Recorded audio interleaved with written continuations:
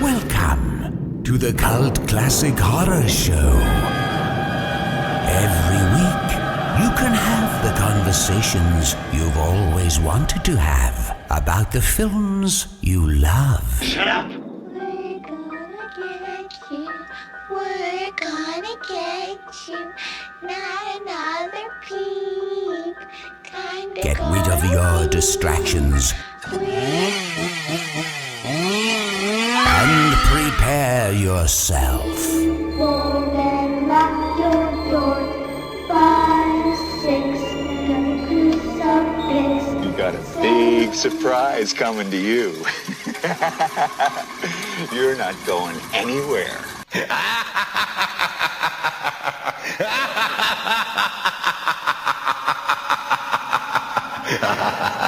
Welcome, everybody, to the Cult Classic Horror Show. Danny Bonin here with you. Welcome, guys. Scotty Bonin here with you. We are The Blood Brothers. And The Rob. Yeah. O'Neill. My brother from another mother. That should be your thing, Rob. You go, The Rob, and then a deep voice goes, O'Neill. O'Neill. Available on DVD. You wouldn't steal someone's purse, would you? You wouldn't rape and murder innocent children, would you? Well, that's the same thing as pirating. Oh, I gotta go on. I mean, I'm not gonna say anybody's names or anything, but the absolute moral war that we had in the group about whether it's good or bad to download or stream movies or whatever. I completely missed that, apparently. It wasn't. It just was just. It's like everybody's all upset because people were like, "Where do I stream the new Chucky and the new Leatherface?" Because I guess they got hacked. Oh, really? They got leaked. It's like, what is it? No. What does it matter? Who cares? Like they're both gonna suck. Like you might as well watch them for free. You wouldn't lure in your 4-year-old niece with a popsicle and then finger her with 3 fingers, would you? Then why would you pirate DVD? Just think about that. Just think about that every time you pirate a DVD. Now, I'd like to see those still. Leatherface and the newest Chucky. Gotta watch them. Oh, I heard that Jennifer Tilly's in it. So the newest Chucky. Obviously, They both didn't go to theaters, so they might have had a limited release. But we're not talking about those today. Let's talk about The Hills Have Eyes. 2006 and Hills Have Eyes 2, 2007. We're covering 2 episodes in one sitting. Yes, not Hills Have Eyes 2, but Hills Have Eyes 2. 2. What? Not 2, but 2. The number 2. Yes. 2007. 2 is the loneliest number that you've ever heard. Yeah, we figured we'd knock these 2 out like we did with... what else? We did both Rob Zombies Halloweens in one episode, too. So that was like a couple. Well, we did probably gave me brain we've done a ton of 2 to 1s back when we were doing. We did all the Freddy's 2 to 1s. Oh yeah, we did. We did. I think we did Friday the 13th. Yeah, it's been a while. When there's like 9 of one series, you don't want to cover for 9 weeks. Yeah, exactly. So. We gotta move on. Yeah. Yep. So these are good. I liked both these movies. The first one, the 2006, was better than the 2007. I feel, but they were both good. I couldn't. I had never seen the original Hills Have Eyes till we covered it, but I had seen this one when it came out in 2006. I did too. I think I was with you in theaters when we saw it, and it covers it pretty damn close. It's exactly. It's almost like verbatim. Just a total, almost shot for shot remake here, except they went a lot younger with the kid from Cougar Town. I don't know his name. Kid Bobby. Yeah, well, no. The actor's name I thought was Bobby Houston. Yeah, right? No, Bobby. Well, Bobby Houston, Bobby Carter, whatever. Okay, hold on. In the original Hills Have Eyes, what was the actor's name? Was it Bobby Houston, Rob? It was Bobby Carter. I think it was Bobby Carter. Yeah, Bobby Carter. I don't know the actor's name. I didn't go that. It was something I didn't Houston. Get that deep. Oh yeah, it was Houston. Yeah, something Houston. I forgot what his name is. I don't have it written down. Yeah, it was. I have it right here. Let's see. Well, regardless. Oh yeah, Bobby. I can't find it. I don't know. But anyways, yeah, it was a lot. It was a lot and younger. So you were, and to correct Scotty, I know we've already been 2 episodes away, but in the first one, they are all a family. You said they were just family friends, but they're all a family. Yeah, they're keeping it in the family. No, there was the boyfriend wasn't. Yeah, part I mean of the family. he married into the family. Yeah. Yeah. So you said that's they were right. like friends of the family, but no, they're all. Yeah, that's because she took the last name of the boyfriend. Yeah. That's right. So they were all family besides the boyfriend. You're right. The husband. But does that count? Yeah. Well, I mean, it counts as them all being a family. Oh yeah, so it was Robert Houston. Yeah, that Robert played- Houston. and that played Bobby Carter in the first one. So, anyways, they went way, I think, way younger in 2006 They did, with Bobby, and that is played by Dan Bird. who is in Cougar Town, because my wife loves that show. That's right. That's right. Well, I don't even think It's still all on. Mrs. Danny Bonin that's watching Cougar Town. Yeah, it's all right. I don't know. It's okay. You know. Yeah, they went a lot younger. The like ex, the Wyatt, like Courtney Cox's ex in it is funny. I got nothing. We'll stop talking about Cougar Town. Yeah, no, because I don't watch Cougar Town.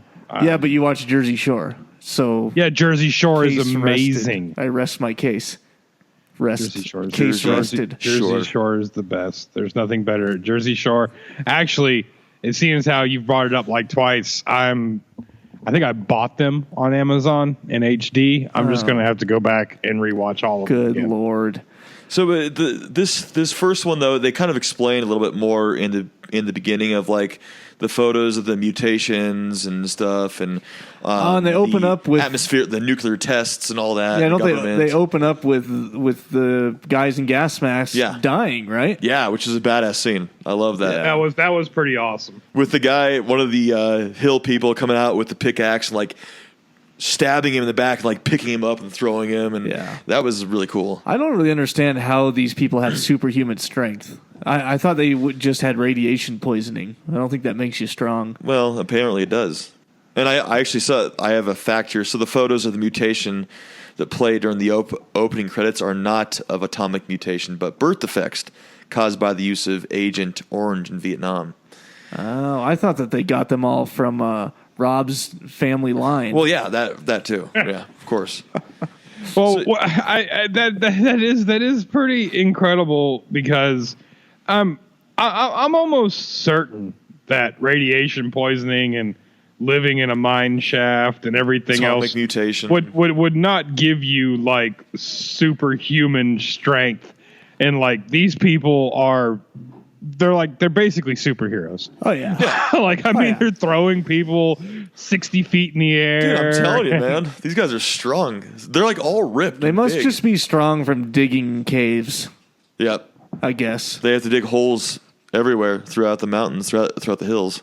And I can't imagine they eat that many people. So like I don't know where they're getting their protein. That's Like, right. Now birds and Cannibal. I mean, there's not a lot of protein in there. I mean, maybe it's the whole cannibal. Maybe eating people makes you stronger. That's what the fact is. Yeah. Wasn't that the whole thing to Ravenous? Yeah, Ravenous with Guy Pearce, Which is a fucking awesome and movie. Robert Carlyle. They both. What is Ravenous? It's a cannibalism. You've never movie. seen Ravenous, Rob? Dude. No, it keeps popping up on my Netflix. Dude, It's so watch good. it. You Watch need it. to watch it. Watch Ravenous. Okay, Guy I'll Pearce, check this out. Robert Carlyle, the guy from Beetlejuice. I'll put that on my queue after Jersey Shore 1, 2, 3. No, and don't. Do Put it not way before just that. Way get that before off. that. Get Jersey Shore off of there. Yeah. Ugh. If No, you but- watched it, you would like it. Okay. Well, maybe that's the same thing with Cougar Town. No, Courtney Cox does not appeal to me after what she did to poor David Arquette. What? Just broke up with him? I don't know. Yeah, She this got too David hot for him. Arquette. I mean, if She got Courtney too hot Cox, for him. Yeah, Courtney Cox breaking it with David Arquette. That's like we should have like some kind of national memorial for that. Yeah. Well, Like- it should have never happened in the first place. Look at him. Exactly. It's like capturing a unicorn. Mm-hmm. Like the poor guy. Like she she married him. She should be stuck with him for life. She made that decision. It was one big practical joke. That's what it was. Mm-hmm. Yeah. Just joking. 5 years of marriage, Put or up however to long. It was like the new Dumb and Dumber. It was a bet. You know. Yeah. Have you seen the new Dumb and Dumber? The newer Dumb and Dumber? Dumb and Dumber 2. No. Oh, dude, it's fun. A lot of people don't like it because it's tough to beat the original, but I thought it was fucking hilarious. It was funny as hell. Yeah. You've been in this mental hospital? He's in a mental hospital. It picks up like 20 years later. He's in a mental hospital. And but it's all Jim Carrey is, and like it shows Jeff Daniels coming, like changing his diapers, and like he can't talk. He hasn't talked for 20 years. His hair's all long, and his fingernails are long as hell. And like it finally comes to the point where Jeff Daniels is like, I just can't keep doing it, buddy. I'm sorry, I'm gonna have to leave. And it's all because he's heard about Mary. That's why he's in the mental hospital. He lost his mind. Yeah, and he's like, I just can't do it. And he goes to leave him, and Jim Carrey's like, gotcha. Yeah. Oh God. He's like, you've been faking it the whole time. He's like, He's like, that's the best prank ever. Yeah. Oh my God. He's like, all right, let's get the fuck out of here. Yeah, these 20 years. And he like yanks the catheter out of his. Yeah. Oh, anyways, good movie. It was good funny. movie. It was funny. Anyways, so this movie was they didn't shoot it in the originally Wes Craven and Peter Locke wanted to film it in the exact same location as the 1977 film, but when they went out to scout the location, they found a number of condominiums developed there that have been built. Shit. So they ended up filming in I'm going to butcher this. It was in Ouarzazate in Morocco. It was in Morocco. It was just in Morocco. The condominiums were full of well-kept, deformed cannibals. Yes. That were from the 1977 film. Yeah. That always blows my mind how movie studios, like they're doing like a low budget movie like this, but somehow in the budget it was cheaper to film in Morocco. Yeah. Which was like I don't understand that. It's like, are there no deserts in California and New Mexico? Maybe labor's cheaper there. They have some kind of fucking bylaws where they don't have to pay as much. Yeah. Well, it's just crazy. You'll see that all the time in horror movies. Like, yeah, well, we were going to film it, like 45 minutes away from the studio, but it was cheaper to go to like Southeast Asia and turn Southeast Asia into, like Northern Oregon. Yeah. It's like, how is that cheaper? Yeah, I don't understand. How is any of that cheaper? Didn't I? When I just hear they filmed Leatherface or one of the Texas filmed it in some other country or something? Mm-hmm. I don't know. Yeah, maybe, well, it's like what's cheaper. his name? The Fede Alvarez when he did Don't Breathe, like it was supposed to be like a Detroit suburb, and they had all those cars and all that. Yeah, and he filmed it like in Iceland or something. Really? So they built the whole city, or was there actually like a city that looked like that in Iceland? They just found like a rundown neighborhood in Iceland, but I mean, still, it's like, dude, it has to be cheaper to not fly everybody and do all this and film in Iceland. They just want to travel. I heard some rumor that they get away from the LA scene. They had to like reprimand Adam Sandler because he just kept putting his films in beach locations so that they could go party. Really? God. Good for him. I think we should do this in South Beach, Miami for sure, guys. Are you sure Adam is supposed to take place in New England? Nah, I'm pretty set Hawaii, on Santa guys. Monica, to be honest with you. We're going to Hawaii, guys. That's what it's got to be. Yep, gotta be. It's cheaper. No, but this was it was the gateway to the Sahara Desert. So there's plenty of desert out where they filmed. That's just so crazy that a place as desolate as where they filmed the first one now has condominiums. Yeah, in New Mexico. And there's plenty of filming going on in New Mexico right now. So it's you would think that it would have been cheaper, but who knows? This is 2006, so I don't know what was going on back then. I did think it was cool that Craven and Locke were producers again. Yeah. And, I mean, obviously it was written by Craven because it's the same fucking script, basically, as the first one. Exactly. I don't know if anyone revamped it or not, but... Obviously, we get the better effects, and there's more backstory about the atomic mutation and all that. I just got to say, fucking blowing the face off with the shotgun, dude, is one of the coolest things in recent horror. Yeah, I actually watched the uncut version too, scene. so I don't know if the uncut version had more blood or whatever. I don't know. I didn't watch the uncut version, so I don't know. But it was gruesome. Yeah, that was badass. Where we see the old gas station clerk and you just see the face like literally fucking come off. Yeah, from the inside. They didn't like pan away when it happened. It was awesome. It was badass. I Snapchatted. That was a great I scene. Snapchatted it. Yeah. Yep. Hopefully you and Steve. Steve was on the couch. Well, hopefully you guys follow us at CCH Podcast on Snapchat. Mm-hmm. Yeah, apparently me snapping 30 or 40 pictures of my truck a day isn't horror related. It's not horror related. I told Rob has been, all of those of you that follow us on Snapchat, Rob has been reprimanded, and now there will. I don't even log in anymore. I don't even care. I don't even want to be on Snapchat. And now instead of Rob's day-to-day activities, like literally hour-to-hour activities, I try to keep up with the fan base. It will be horror related. Horror and Steve's horror related because we talk about him and because he's part of the podcast and because he kills people. Yep. Yes, this is why he's kills people. He's banished to the basement.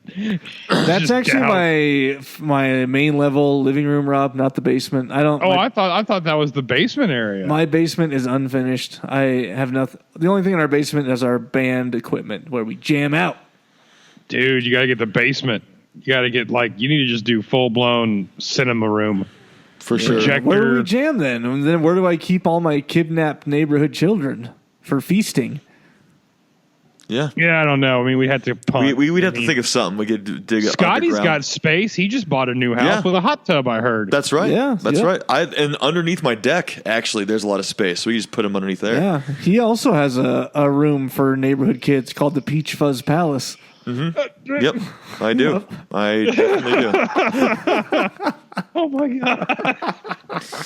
It's like the top of my head, my bald head. Be nice and peach fuzzy. Oh yes.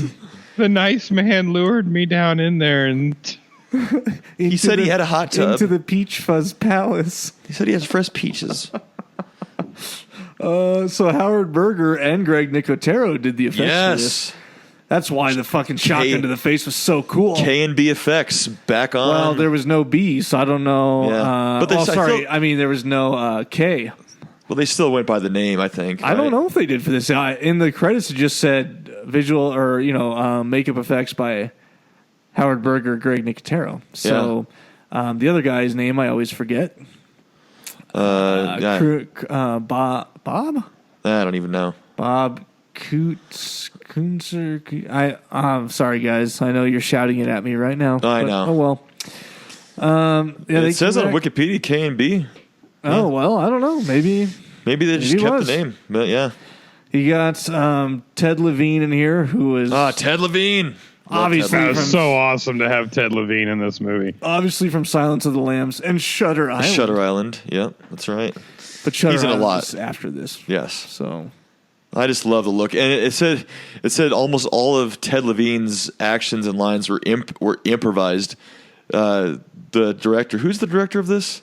I didn't even write it down. He just kind of told him to there was lines written, but he kind of just told him to character it up and just go for it. So that was probably after Ted Levine threw the script in the trash and was like, "I'm Ted Levine." Yeah, fuck this. like you don't tell Buffalo Bill what to do. Big Bill. I danced naked. Yeah. In front of a camera one time, with a suit of meat. Yes, you don't tell me how to act. Alexandre Aja was the director, so that's he told him just kind of go off on his own little Kathleen thing. Quinlan, yeah, who played Ethel Carter. She's from Event Horizon. Remember that? Yeah. Remember? Oh, that's right. She's the wife. Yeah, she had a nice little bathtub scene. Yeah, that's right. And Vanessa Shaw is from Eyes Wide Shut. Stanley Kubrick. Oh yeah, if you guys remember that. Favorite. Yeah, another one of those that I missed. Thankfully. Hey, Emily De Ravine from Lost. Yeah, that's where she was the boyfriend. I remember her from Lost. She was the blonde. She was the blonde with the accent, but I think she has that accent in real life. But for this movie, she went American. Who played the mom, or not the old mom, Who played the one married to the cell phone salesman? That was Vanessa Shaw. Yeah, that played Lynn Carter. Man, Dude, I thought the younger sister was hot. Brenda Carter. Something about a stressed out brunette. Yeah, just dude, hating life, just not into it at all. I thought, I remember her dying in the 1977 version. But no way, she's like a main character vibe. But she got shotgun to the head. She got shot in the head, and in the original, she just got shot in the stomach. Yeah. And it was crazy. She came back to life a little bit after she got shot in the head, and then passed out again. Yeah, that's because they were going for. There was a lot of those stupid jump scares where, sort of like Candyman 2. I watched the commentary and the director's like, "Oh, here comes another stupid jump scare. Another stupid." They're reaching when every little fucking thing a bird flies out of a compartment and it's a jump scare. Yeah, all right. There's a cat, or here's a bat, and there's an owl, and then there's an ominous crow.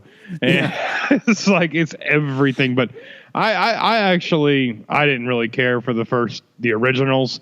But I actually really like these. I liked Ted Levine, man. I knew it was coming, but the whole time you knew he was going to get burnt to a crisp. I was like, maybe he lives, right? Yeah. They're not going to kill Ted Levine off, right? Maybe he lives.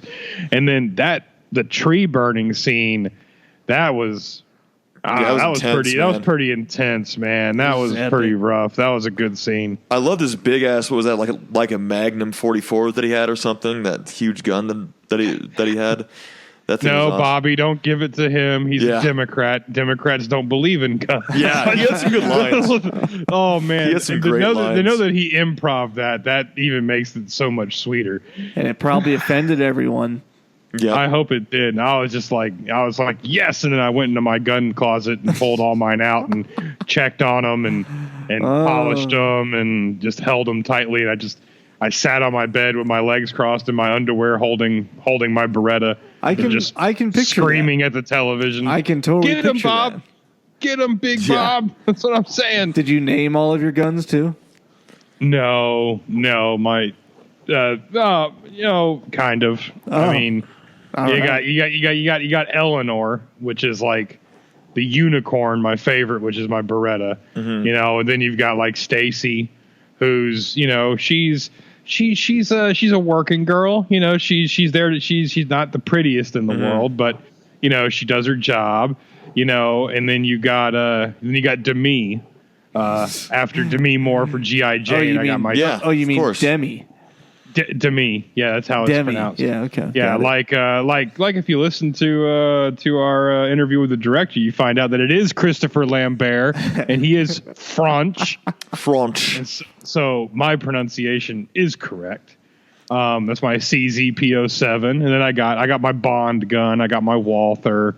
I don't even know what the fuck you're talking about anymore. I've got miniguns. I don't own Bobby had guns. Bobby had a Beretta in this, like a little Beretta. I don't have any guns. All I know about Berettas is that they hold is what I learned from Resident Evil.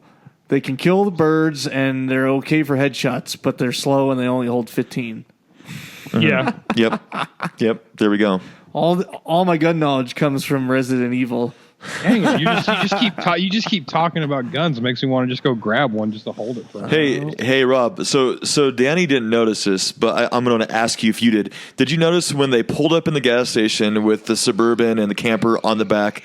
They pull up and you can distinguishably see they have BFG Goodrich all-terrains.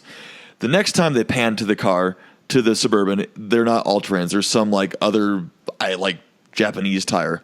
Did you notice that? No, I didn't know that, but that's a good catch. Dude, I was like, because I have all-trans in my car, and I was like, oh yeah, look, all-trans.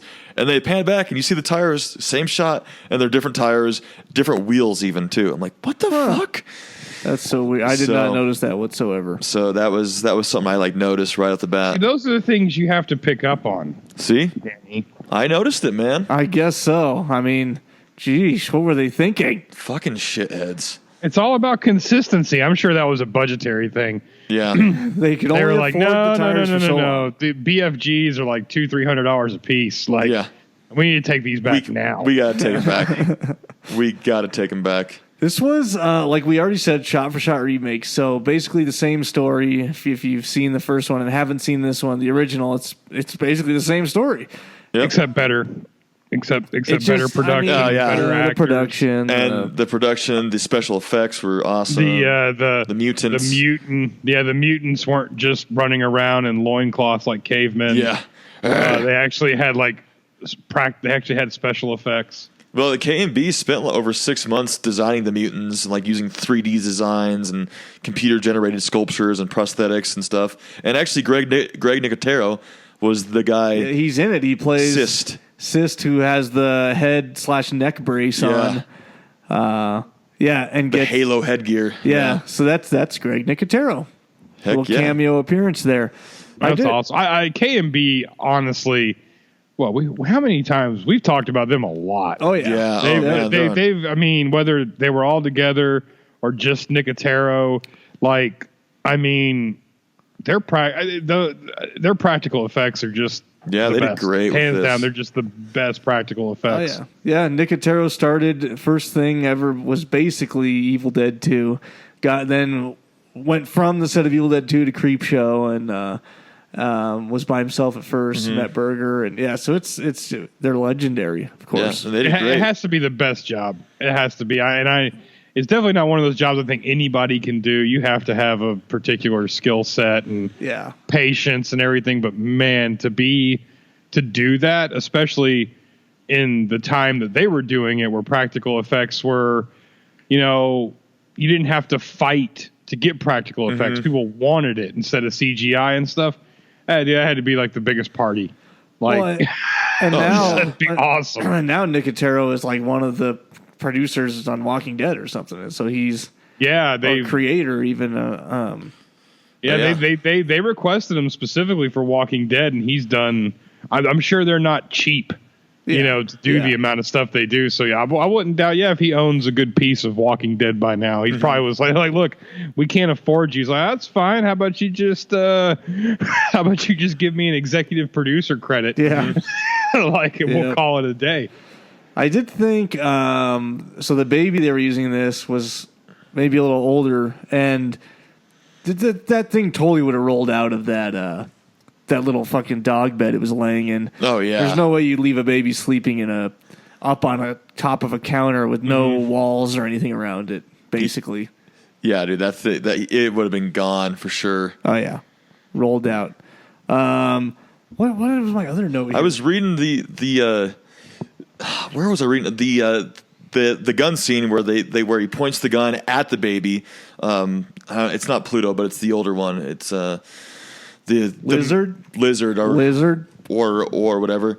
They kept the cleft lip guy. Cleft lip, the cleft lip guy. That actor's also in a decent amount of movies. Dude, that scene. They actually had some big names, for usually, like Evil Dead remake. There was some. Well, there wasn't really any. I think there was. Most of them were all from Iceland or where do they film that at? Like Greenland or something like that. I didn't know. New Zealand. No. And some of those were New Zealand names, but you watch like what would you say? You'd watch like the behind the scenes when these guys didn't have their makeup on, and you're like, oh, I know him. Yeah. Okay. Yeah. Okay. Well, okay, I know him. Yeah, but that scene, obviously that scene was crazy. I mean, the special effects are great, but the gun pointing scene, the baby actually wasn't scared. The kid that played it was like grabbing the gun the whole time. So it took like hours just to film that scene because the baby kept playing with the tip of the gun. Would that be Rob as a baby? Yeah. Right. Yes. I don't know why I wrote this note. Maybe you guys can help me remember. I put "help the dog" with exclamation points. Was the dog like attacking and the person was just watching it happen? That must have been a thing. Well, and then there was like the whole thing where the dog ran away too. Like there was a lot of dog involvement in this movie, good or bad. It was just like we see a little more. I don't know. They probably didn't go to a sheriff's station to buy a dead German Shepherd. It was definitely probably special effects. Obviously, we see the whole inside ripped out, and then we see like the guy eating the dog's leg, And so I didn't see any of the dog being eaten in the first one, but yeah, it's pretty much the same thing that happened. Maybe the dog was underneath. The dog came back and brought the radio back, and they were like shooting was later at the dog. on, though. I think I don't know. That was Beast. different. Another thing that irked me was the Dan Bird or whatever, Bobby comes around. He runs after whoever it was that took the mom's body out of the station wagon, or Suburban. He has the gun. He's walking around. He turns the corner, and the dude's there eating the mom. Oh yeah. And then he stands there and watches, and then the dude notices him and starts to walk towards him, and he runs away. And I wrote down, shoot the fucking guy who's eating your mom. Yeah, because he had a gun. Yeah, the guy did not notice him. He noticed the guy. He had a gun. It's like, pause where you're at, take a real good aim, and just fucking shoot that guy right in the head. But that's where they had the setup to where he was leading him. Bobby was leading him into the trailer where they set up the gas and I don't stuff. think that's... I think that's where, because they were trying to, because mirror the first guy movie. came in and like stole the bodies, right? Yeah. Yeah, no, that's the other. That's the only problem. Well, not really a problem, but movies with guns in them, that's fine. But what just friggin' drives me insane is like, if you're going to have the guns in the movie, like, let them be used. Like, and we will go over this even more in part 2. But it's like, like you say, he's walking around with a loaded gun. It's like, well, you could lure him back and blow the trailer up and do all that, or you could maybe be like a problem solver and just shoot him real quick. Yeah, like Exactly. like, okay, the plan is to lure him and blow the trailer up, or just so happens he's hanging right there and I could just shoot him. But instead he runs and starts blindly shooting behind him. Just like every direction. Take aim and fucking shoot I thought him. Big Bob taught you how to shoot. Come on, kid.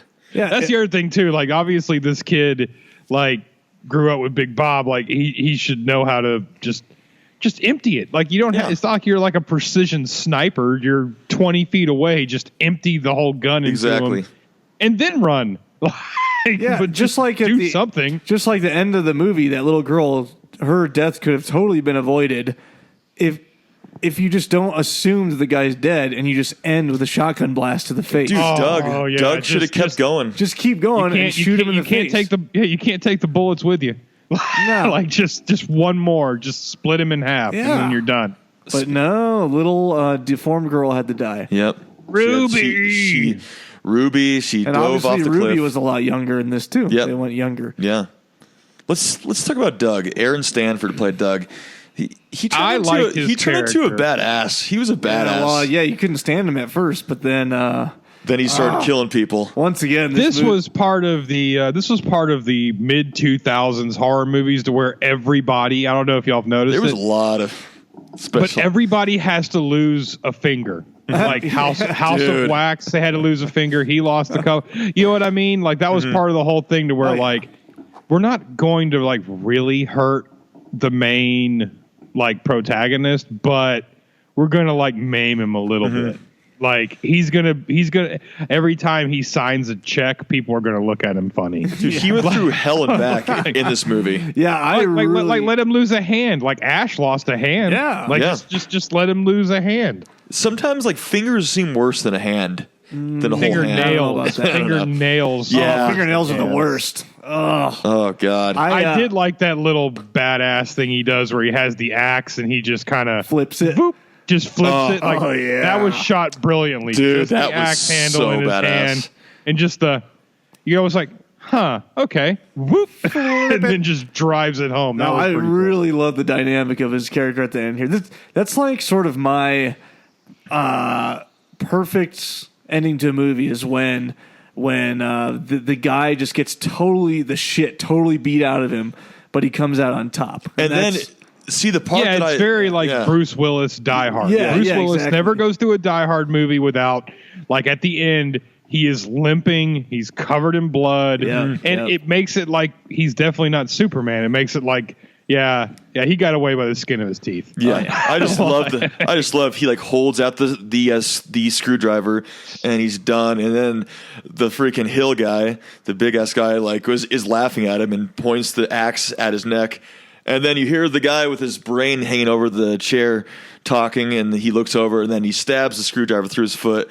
And then the mayhem starts. He gets the freaking American flag and puts it like right through his neck. Oh, that was so sweet. badass. No, the whole last sequence was just and then takes the axe and perfect. And they did this a little bit in the original where he manned up a little bit at the end, but not nearly like this guy did. Dude, and he was enjoying it. This guy went ham, dude. Yeah. It was I freaking loved it. And I felt the only part I didn't really I like it all, but the only part I kind of wish I think they could have done better was like he didn't know the dog was going to eat the wheelchair guy. He just left him there. I just thought it would have been better like if he would have like gone over there or just whistled to the dog. Just been like beast, kill or something, something. No, he was just going to walk out of there and let that dude just sweat in his diaper. And that's the dude that was calling the shots to kill everyone and kill his dog. Yeah, that told him to kill the baby. That was technically Papa Jupiter then, right? Yeah. In this version. Yeah, it was. Yeah, that's crazy. You know what he should have done? He should have like dropped the axe and be like, hey, I brought this Louisville Slugger for some reason. I'm just going to beat the fuck out of this guy with this Louisville Slugger. So he should have used the baseball bat on him. Yeah, my rage was just, with my new baby girl, I'm just like, it's changed you. I would Beast killed like 2 people in this. The dog did. Fuck yeah. But yeah, that... It's like Danny and Steve right there. Oh yeah, dude! I thought about that. I was like, me and Steve right here. Yep. Except I'd be even more of a man than that guy because he's not much of one. Yeah. He does come around in the end, but still. I agree though. I think what they did with the character's progression is great. Because I don't think I kind of you don't really like him at first for sure, but they don't really linger on it too much, which I kind of appreciate. Like most movies, they would have lingered on that, and then at the very end he would have changed. But I mean, as soon as like the scene went down in the trailer, like you could already tell, like he's kind of like done. I just love this in movies, and normally it's in action, but I love that it is in this horror movie. Are those just raw fucking crazy ass fight scenes? And that's what this was, where you're getting thrown through walls and you're fucking, and he just is his head bashed. I equate it to like what's a good? There's a fingers cut off. I love action and fighting, and it reminds me of Taken. Taken was one of the first movies where the way that the punches landed and the way that the angles and how they cut, like you felt it. It was jarring. There was some good, like the fight in the first Bourne movie where it's in his apartment. Yes. Like that's a good one. If you guys watch martial arts, Jet Li, Fearless. Oh yeah, not Fearless. The one where he has the fucking collar with Bob Hoskins. Unleashed. He has a good fight in like a tiny ass bathroom. You guys seen the Punisher when he's in the jail? When he's in jail. The series. It's not the Punisher. It's the series. It's the series that's called. What series is that? It's not the Punisher. No. Okay, he plays the same guy that plays the Punisher. Yeah, well, that's what I meant. He is the Punisher in it. It's in that blind guy. What is that? But the show, it's Daredevil. It's Daredevil. That's what it is. Yeah. That scene is fucking awesome. John Bernthal, he's a badass. And he's beating the shit out of everyone. He's from Walking Dead. Yeah. No, they filmed it. They filmed it really well with the impacts and the steady cam and how it moved and everything. I mean, like this movie, and I don't really consider the movie to be overly gory or anything, but it was just intense. Yeah. Like when the scene ended, it was kind of like, whoa, okay. Like they grabbed your attention. It was really, I remember watching it when it came out and loving it too. So I remember watching it again. I'm like, I remember this movie was really, really good. So, oh my God. Above. Oh. The hell was that? Oh, man. Son of a fuck. That means it's time for the horror halftime. And guess what? While we are recording this a day early, but no one has competed in the horror halftime. Oh, what? That I have seen. I looked in the recent posts in the group. Did you? I couldn't Horror see halftime. any. So no new participants. Well, someone could have easily won a brand new T-shirt this week, but they did not. Well, the Rapture, was that the Rapture we just watched last time? The Rapture. What was the movie? Oh no, Mind Ripper. Mind Ripper. The Rapture. Mind Rapture. Mind Ripper. Scotty watched like Left Behind or something. Yep. No, the Rapture. Yeah, there was no good memes in Mind Ripper. But I do have some shout outs because we got like a good amount of patrons this week. Fuck yeah, even better. So yeah, better than I'll take patrons over horror halftime participators every day of the week. So I want to give a shout out first and foremost to Freddie Torres, who donated to our Patreon. Also Christopher Rousseau. Now that's French, Rob. I got that one right. Yeah, you're getting better. You're getting better. Jonathan Brindle, as always, is the man. And Hell yeah. I probably am going to say this wrong, but Stacy Yistra as well. So thank you. Stacy. Thank all you guys for thank you guys so much. helping us out on Patreon. Please, you guys, if you remotely like what the heck we're doing, go to patreon.com/cultclassichorror. And if you can pledge a certain amount, you'll get something in return. And we would just really appreciate your support. Your support means the world to us, guys. Seriously. We want to make this thing so much bigger. And right now we all have other jobs and we barely have time for this. So we'd love to make this. We love to be full time on this. Yeah, exactly. Yeah, and we're working on a movie right now, and we would love to have like big time insider specials for Patreon once the movie gets rolling. Oh, exactly. So you guys be the first to hear about it, the patrons. But yeah, make sure you guys compete in this week's horror halftime. So get your memes from these two movies out and post them in the Cult Classic Horror group on Facebook with the hashtag horror halftime so we can look it up and find it. And you might be the horror freak of the week. Yes. That concludes the horror halftime. Baby. So I just wanted to say one more. This movie was great, and they had some problems filming it. The temperatures were actually 120 degrees Fahrenheit on the Moroccan set that was set in the desert, and almost every day there was like sandstorms, so they had to like cut and stop filming at times, and then continue on again. So it was some brutal filming, but there was actually an actual mine set or a mine shaft that was in the Moroccan desert where they filmed. So that was actually a real mine shaft that they filmed in this movie, which we didn't see as much in this movie as we did in the second one. But they managed to do it, and pretty much. And apparently, it was cheaper than staying in the States. Yeah, which is crazy. I have no idea. Maybe it wasn't. I don't know. I don't know what the budget was for this. I do have it right here. The budget was $15 million for this. Okay. And box office was $69.6 million, and it was ranked third in box office the week it came out, the weekend it came out. So that's pretty respectable. Yeah. Well, let's move on to The Hills Have Eyes 2. 2007. Yes, part dos. For 1 year later. Spanish. It must have done good for them if they made a sequel 1 year later. Yeah, they cranked out a sequel pretty quick. And I'm really glad that it's a fresh sequel. It's not a remake of the shit-ass sequel. Yeah. Oh, I'm so glad. That had the dirt bikers suiting up. Oh, they just had military occupants, our soldiers, suiting up in training.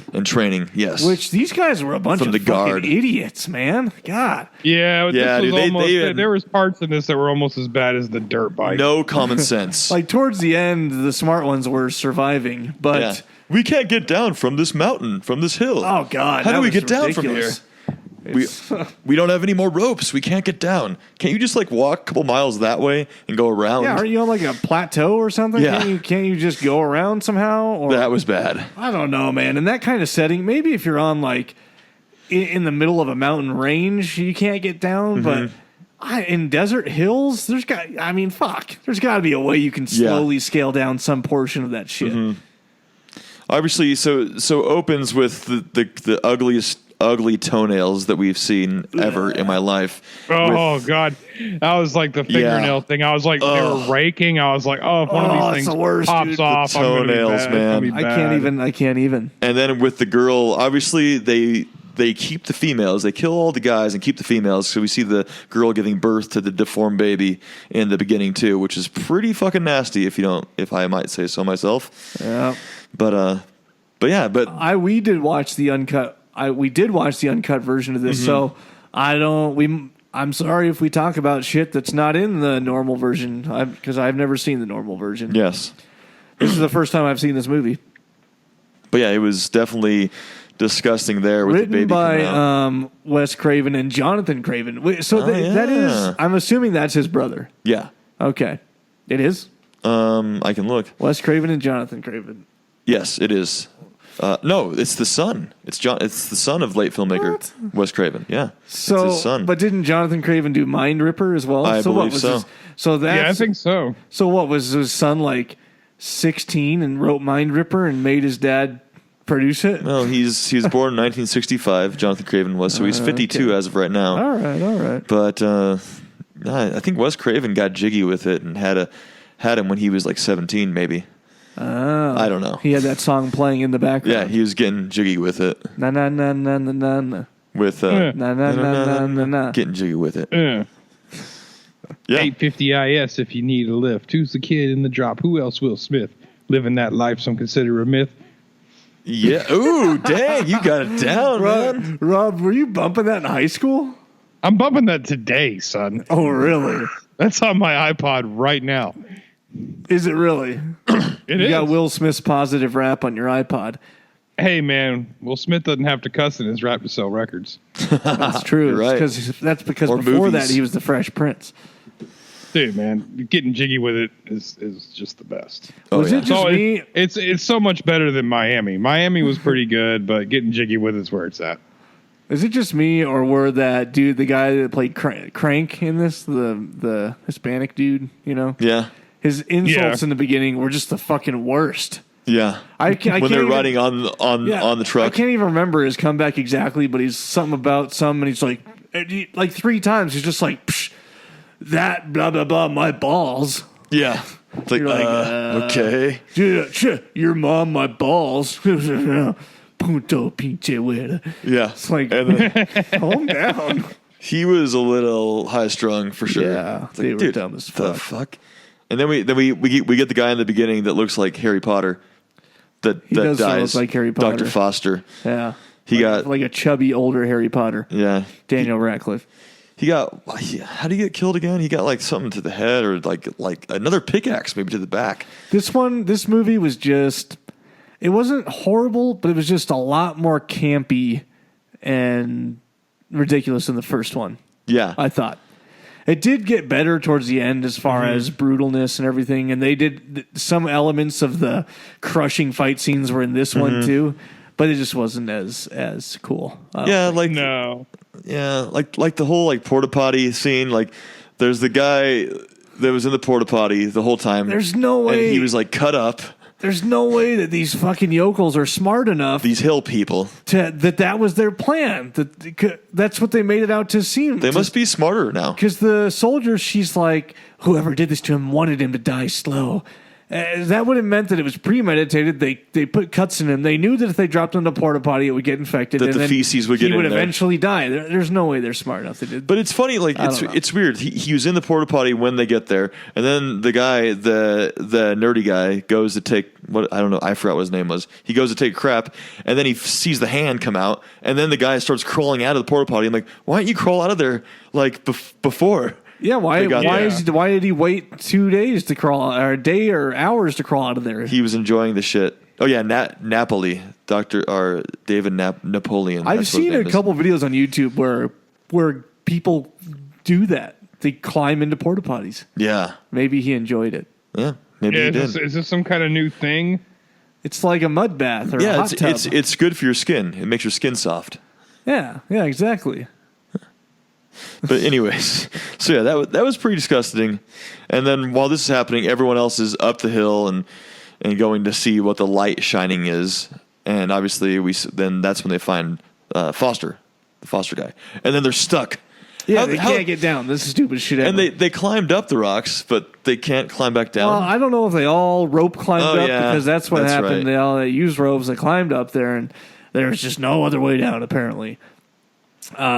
Is it me, or does the last guy that dies look like a deformed Nick Nolte?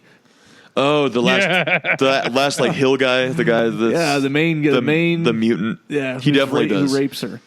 This movie had just like definitely me like screaming at the television at points, because it's like, I mean, I understand. I think they tried to write it off a little bit like their National Guard, instead of like, I guess you could say maybe more highly trained, although I don't know if there's any difference. Don't take offense if you're National Guard. I don't know if there's any difference between your training or anybody else's, but holy God, it's like they got like a 45-year-old fat guy running the radio, which makes no sense. I saw like that. why he's even I there. don't think there's any way this guy would be in the military. And he has like no, a lisp. and there's like, okay, and the other part about that is if they are in training, which obviously they say they are, and they're doing whatever, and they're bringing this one shoebox basically to this top secret outpost. One, I don't think you're letting trainees go to a top secret outpost. And then two, it's like, if this is just training exercises and whatever,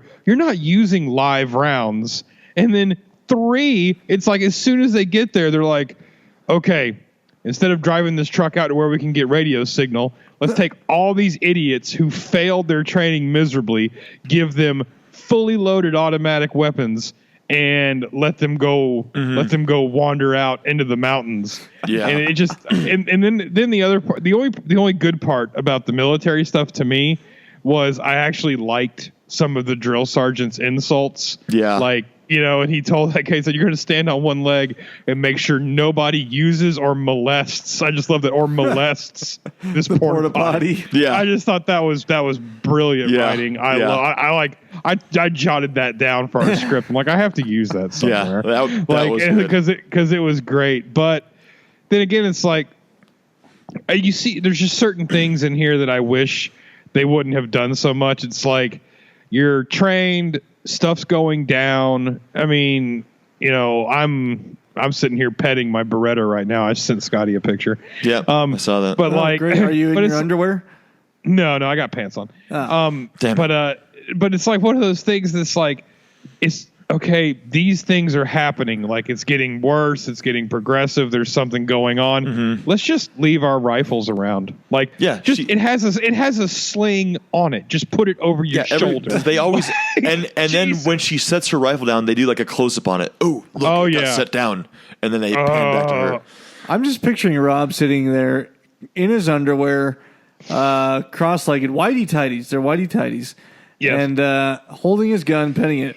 But the underwear is technically clean, but because it's so used, it's got like brown stains all over it. Yeah, it's got like little yellow tints from sweat. Yeah, exactly. And I picture him with like a full-on mullet haircut, which I know you don't have, but you should. I could picture that. Yeah, just either that or like a brush got like a like a Timothy McVeigh brush cut going on. Yeah. Yep.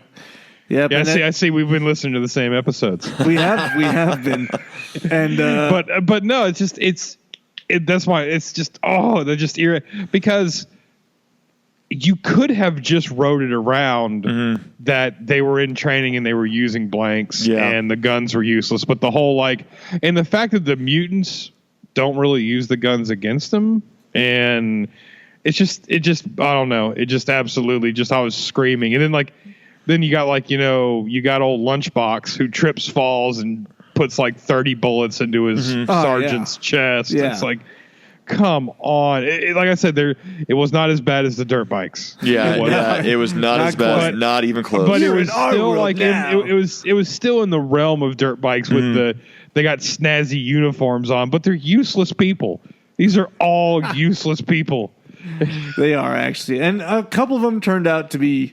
I mean, the ones who survived, were... And they played it up too much like the first one. Like, that the kid that's going to survive, the nerdy kind of smart guy type thing, he's going to survive. And it's like, it would have been nice just to have it just a little bit different. But I think the first one was a success, so let's just duplicate it with a platoon of,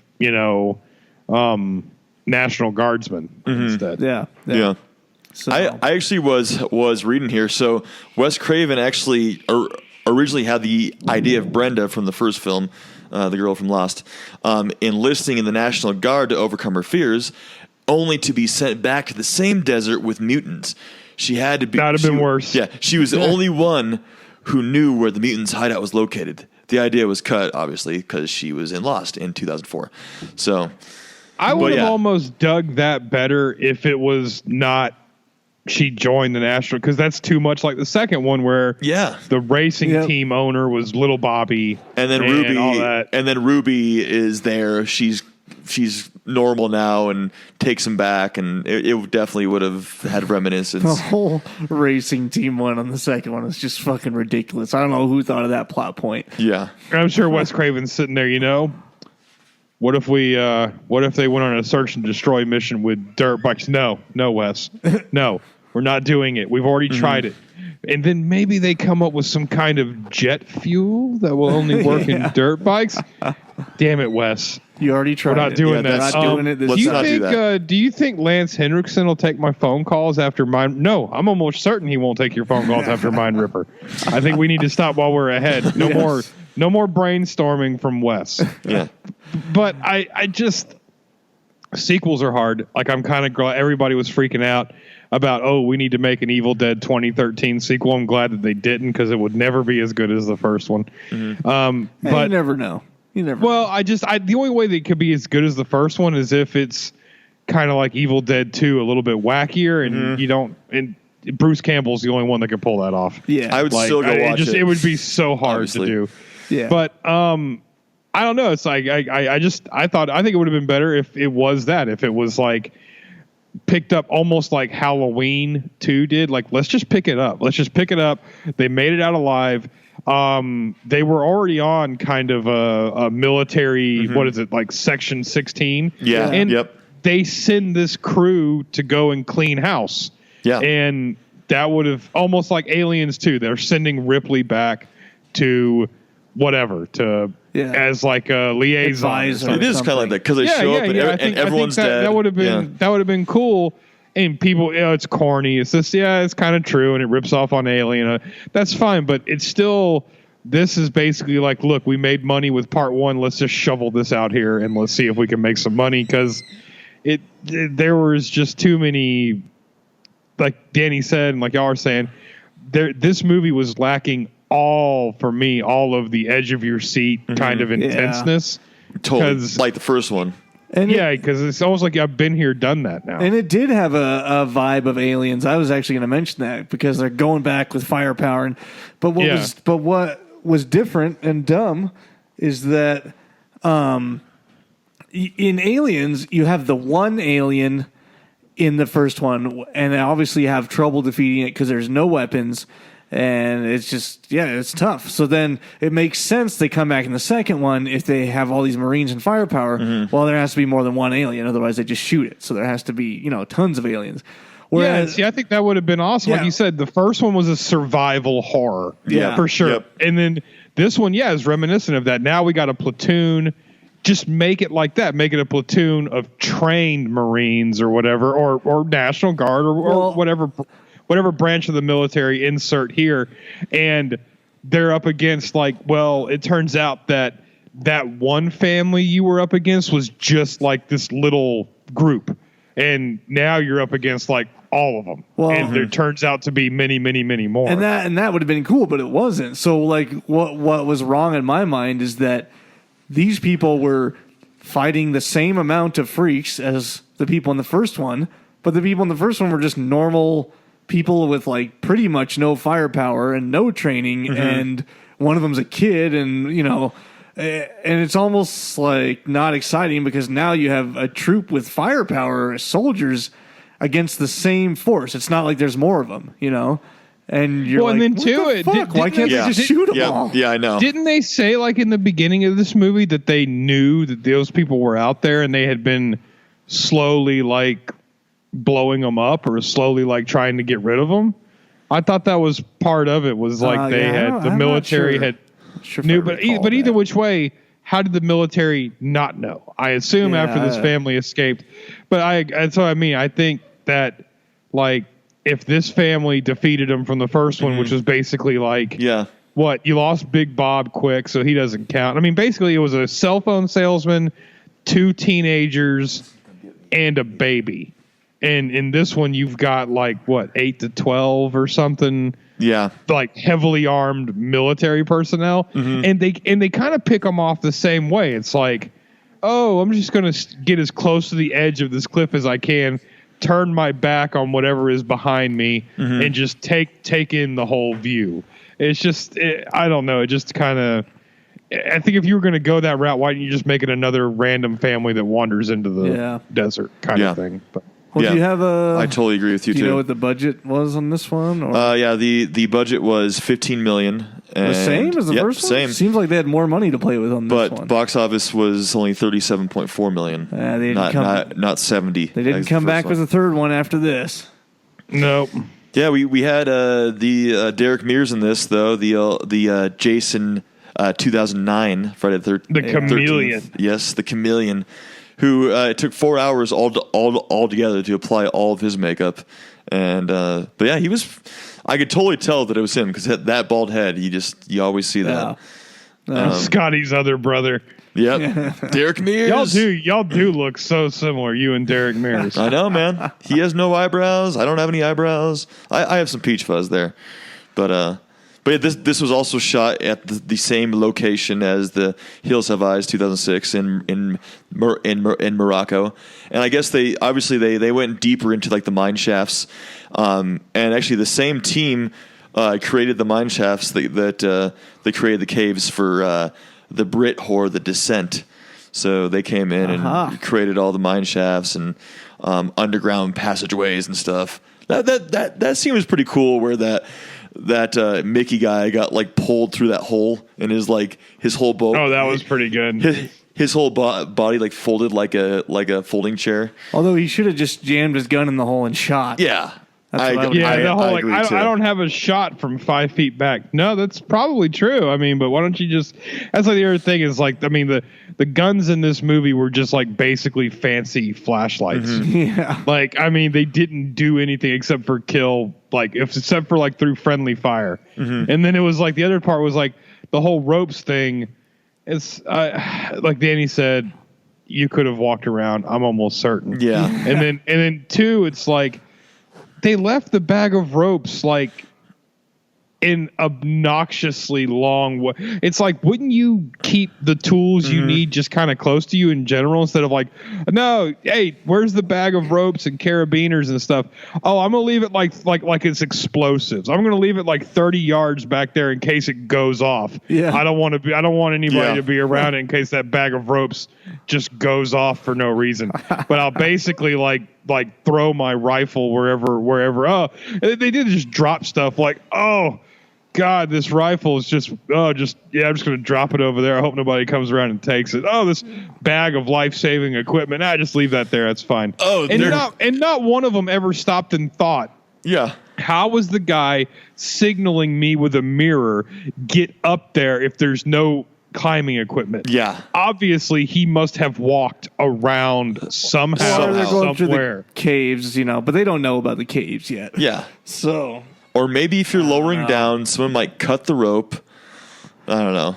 So obviously the truck got blown up. This movie, was not as good as the first one. But yeah, we got some stand. I mean, there's some characters that stood out, where it was Jessica Strope, who played the Amber Girl, and she's in like 90210, and I don't know. I like the actors, yeah. and I did. I guess the reason, I mean, I dislike many things, but this movie had a lot of potential. I think the actors were good, the characters were good. And I liked the kind of, when I first came on, I was kind of digging this whole military thing, and I guess that's what's frustrating is that it had a lot of potential. I think to have been. Hey, it may not have been a blockbuster. Most of these movies aren't, but it had a potential to be just as good as Wrong Turn or any of the rest of those movies out there. But for some reason, it's like, man, you did so good in 06, and just to almost show up, it's like just for 07, it was like they were just like, whatever. We're here. It's just it just didn't work. Just a money play. I mean, 06 did good, and they just wanted to see if they could pump one more out. That's unfortunately how most of these horror franchises are, and how they fizzle out. And they're getting. I think that. Yeah, and I think that's why. I think that's why exactly. That's why we're losing a lot of franchises. Like I hope this new Halloween will be good. But there is a reason why we have to wait almost 10 years to get a new Friday or a new Halloween, and it's because of all the that'll do, whatever, when it can be done. I mean, it's, these movies don't take 10 years to make. Yeah. But it all comes down to, well, how about we rehire the same director? Let's get let's do this. Let's get the dream team. No, we're not going to do that. We want a different angle. Well, like, why? The first angle worked. No. We're going to play it. We're going to play it. To me, it would make sense to play it safe, to give the audience what they want to see. Yeah. Instead of like their idea of playing it safe, which is like, we're just going to recreate the first one over and over again, but worse. Yeah. Yep. It's ridiculous. So, well, yeah, I think that covers these two films for now. Yeah, the second one was kind of short and wasn't. I will say, I the first one, if you haven't seen it, even if you're for whatever reason a diehard Wes Craven fan, #RIP. But the 06 is phenomenally good. I hold that movie up there. That is there are some scenes that are very intense, like Danny said, especially if you have kids. There's a baby, and it does get kind of like it's under your skin. Movie. But it is a very good movie. Like, I think 2013 Evil Dead, I think this movie, after watching the original, which I had never seen before, but after watching the originals on all of them, like 09 Friday the 13th, 2013 Evil Dead, and 06 Hills Have Eyes are probably like top 5 best horror movie remakes ever. Yeah. They're just that good. It is, yeah. Yeah. You guys, if you haven't seen the 2006 one, you got to see it. It is really good, for sure. Yeah. And 07 is worth the watch if you're going to do them like we did, almost back to back. You might as well watch it, but exactly. By no means, if you're on, I watched mine on Amazon, but if you're streaming it or doing it, and it's like, like for me, it was the opposite. I had to pay to watch part 2, and part 1 was already for free.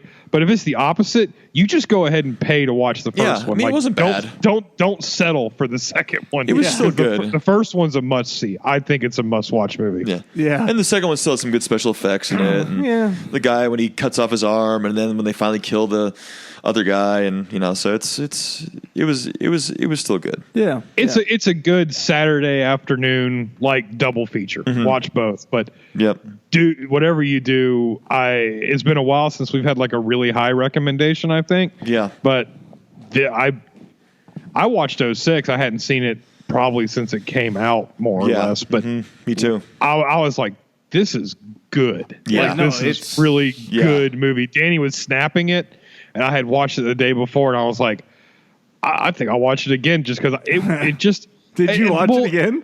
I did. I did watch it again. But it's just because the actors are so good. I mean, Ted Levine is awesome in that role. Even the gas station clerk, he does an amazing job. And, Aaron Stanford that plays Doug. Yeah. And then you got K&B effects. I mean, this movie is like, I hope this movie's like in K&B's portfolio. Like the way that they spent forever doing all the mutant stuff.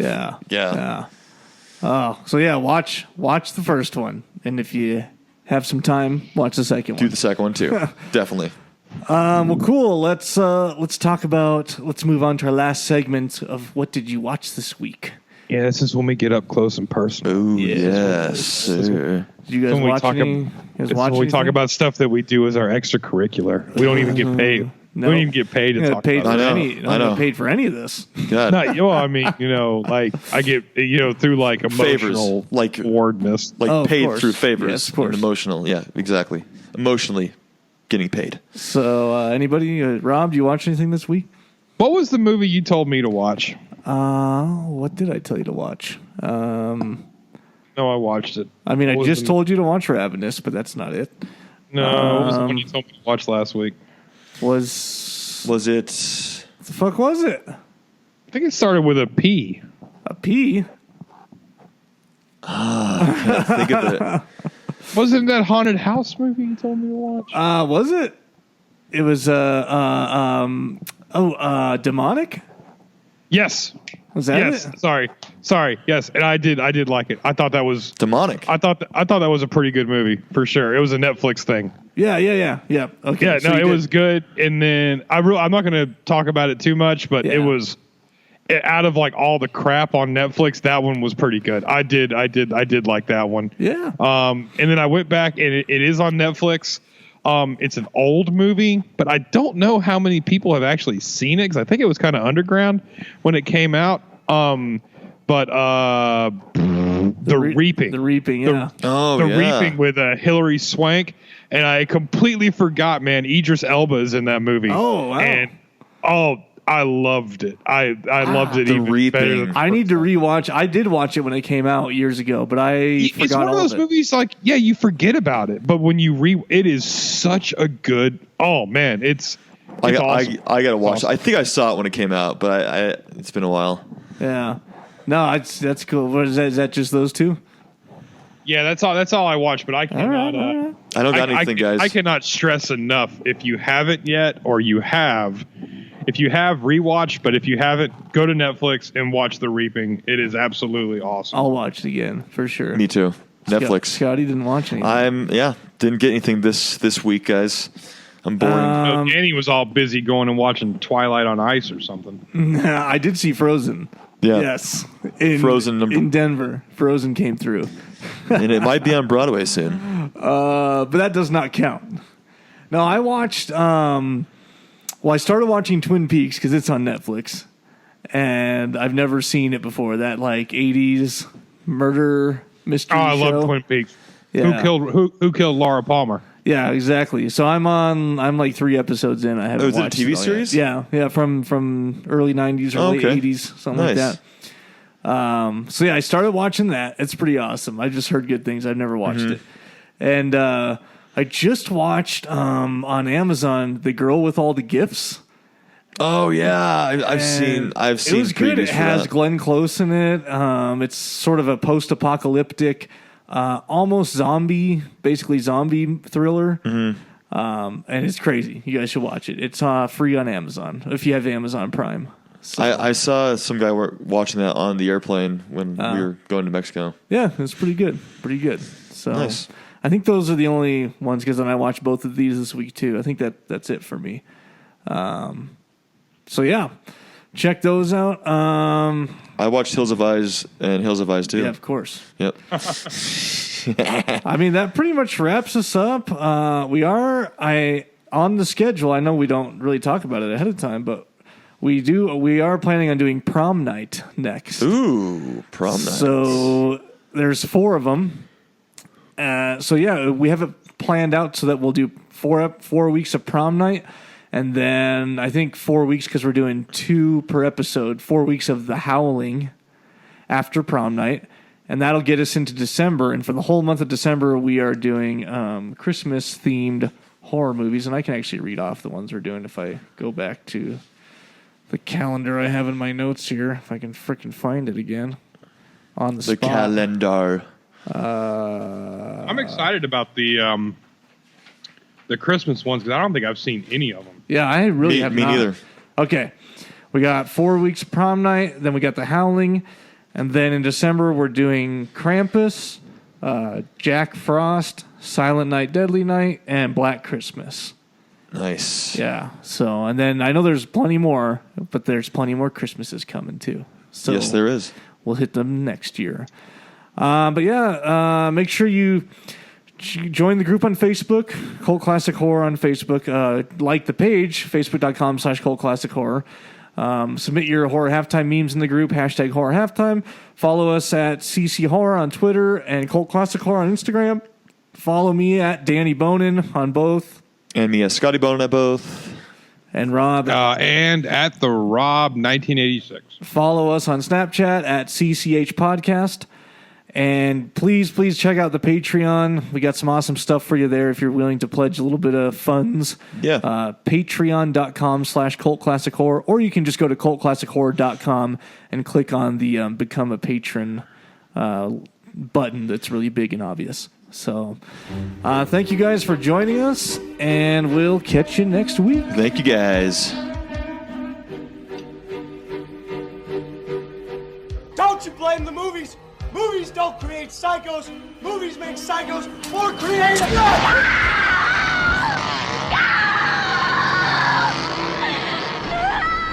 Oh, yes. There will be blood.